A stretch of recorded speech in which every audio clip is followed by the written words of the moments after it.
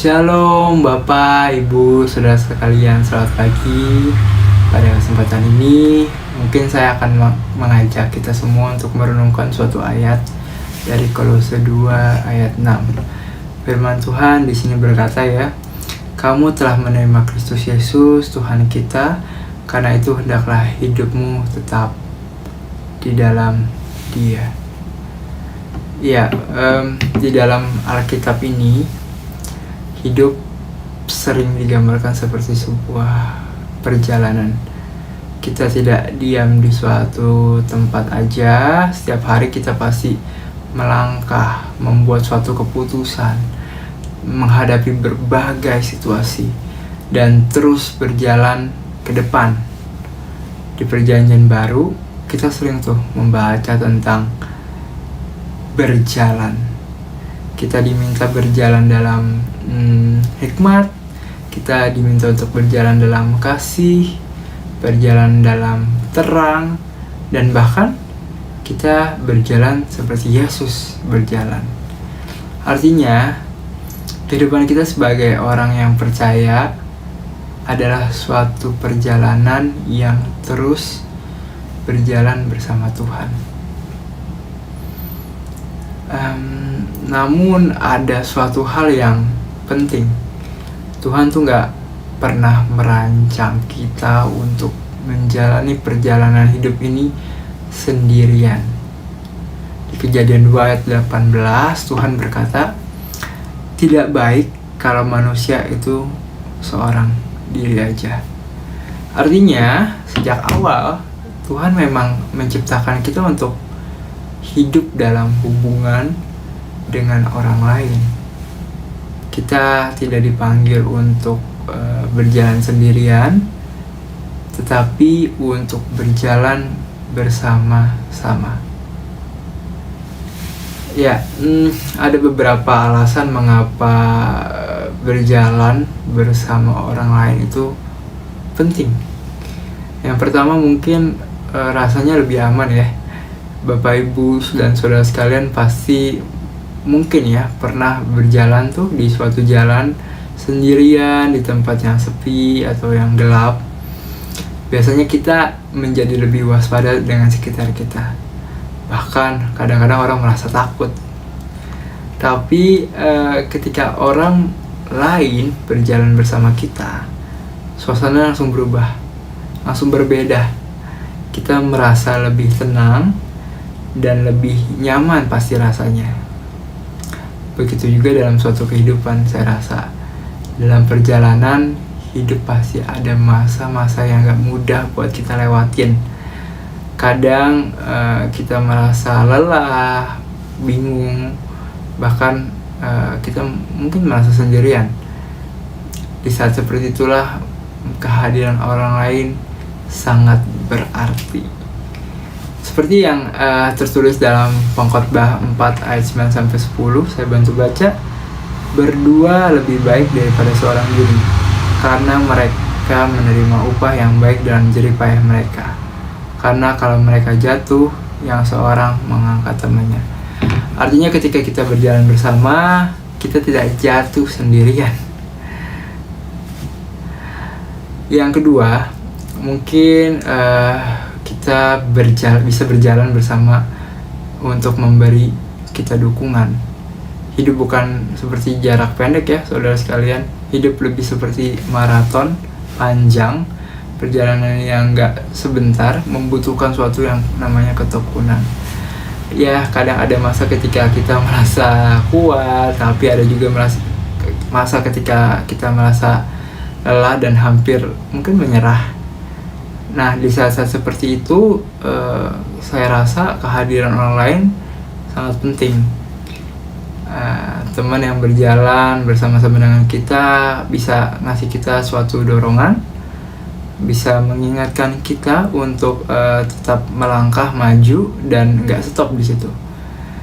Kadang hanya dengan satu kalimat sederhana kayak tetap semangat menjalani hari, atau kita doain kamu ya, itu rasanya udah cukup membuat kita tuh kuat kembali. Kita menjalani hari dengan lebih semangat.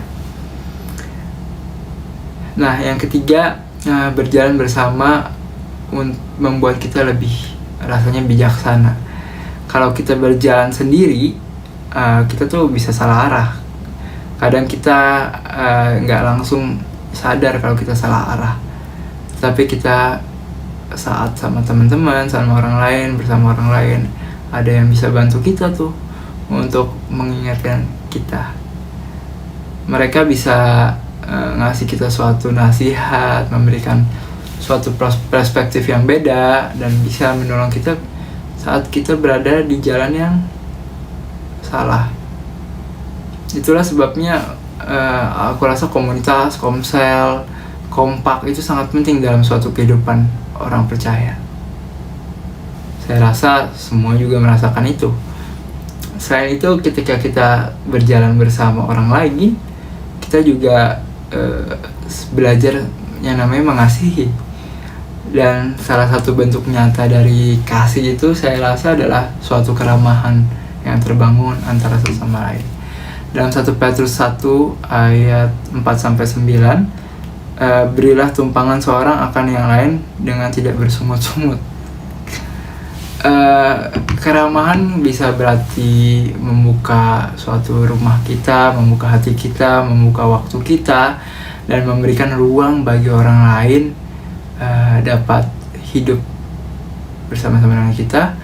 Kadang kita merasa, walaupun kadang ya kita merasa rumah kita belum siap, kita nggak cukup besar, rumah kita nggak cukup besar, tapi Tuhan tidak mencari tempat yang sempurna rasanya. Tuhan melihat hati yang mau terbuka. Bahkan Tuhan Yesus berkata dalam Matius 18 ayat 20, sebab di mana 2 atau 3 orang berkumpul di dalam namaku, disitulah aku ada di tengah-tengah mereka. Ayat yang mungkin udah familiar, artinya suatu kebersamaan yang sederhana pun Tuhan hadir di situ. 2 orang, 3 orang kompak, komsel berkumpul, Tuhan hadir di situ. Karena itu Bapak, Ibu, Saudara sekalian, dalam suatu perjalanan hidup kita sebagai orang yang percaya, orang yang mengikut Kristus, kita tidak dipanggil untuk berjalan sendirian. Dan saya rasa kita dipanggil untuk berjalan bersama-sama, saling menguatkan satu sama lain, saling mendukung satu sama lain, dan yang terpenting saling mengasihi. Kiranya dalam setiap langkah hidup kita, kita tetap bisa berjalan di dalam Tuhan, dan juga kita bisa berjalan bersama-sama saudara-saudara kita, saudara-saudari kita di gereja, di komsel, di kompak, untuk terus bisa maju ke depan bersama Kristus. Mari kita berdoa. Ya Tuhan Yesus Kristus, terima kasih atas pagi hari ini, terima kasih atas waktu yang telah Kau berikan kepada kami ya Tuhan. Kami mau berdoa untuk apa yang sedang kami jalani hari-hari ini ya Tuhan, bersama kompak, komsel, komunitas kami di gereja. Kami percaya ya Tuhan bahwa ada damai sejahtera, damai sukacita antara kami dengan orang-orang lain di luar sana, di komunitas kami, di kompak kami, di komsel kami. Dan kami ya Tuhan mau ya Tuhan untuk bisa belajar lebih lagi, untuk saling mengasihi, saling mendukung, saling menguatkan satu sama lain ya Tuhan, seperti apa yang Kau ajarkan kepada kami. Biarkan kasih Kristus ya Tuhan hadir di tengah-tengah kami. Biarkan kasih Kristus juga Tuhan hadir di dalam hubungan kami ya Tuhan antara satu sama lain. Biar hanya Engkau ya Tuhan yang kami tinggikan dalam setiap apa yang kami jalani hari-hari ini. Biarkan Engkau ya Tuhan menjadi pusatnya, Engkau ya Tuhan menjadi senternya ya Tuhan, supaya kami ya Tuhan dapat berjalan bersama-sama dengan Engkau, bersama-sama dengan saudara-saudara kami, bersama-sama dengan teman-teman kami ya Tuhan, untuk menjadi ya Tuhan semakin serupa dengan Engkau. Terima kasih ya Tuhan, di dalam nama Tuhan Yesus. Silakan.